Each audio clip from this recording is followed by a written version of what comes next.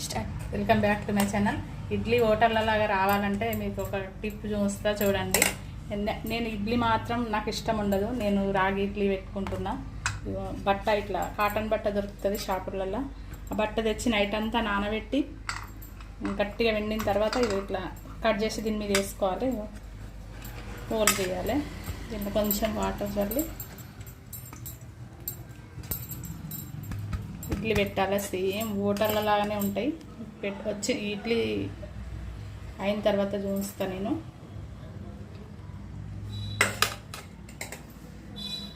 అన్నీ పెట్టుకున్నా, ఒకటి తర్వాత ఒకటి పెట్టుకుంటా.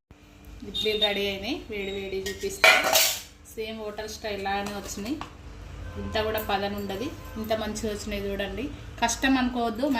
మనం కొంచెం టైం పడుతుంది, కాకపోతే మంచిగా వస్తాయి. ఈ క్లాత్ మామూలుగా బనీన్ క్లాత్ అంటే ఇస్తారు వాళ్ళు. 60 రూపాయలకు మీటర్ ఉంటుంది. మీరు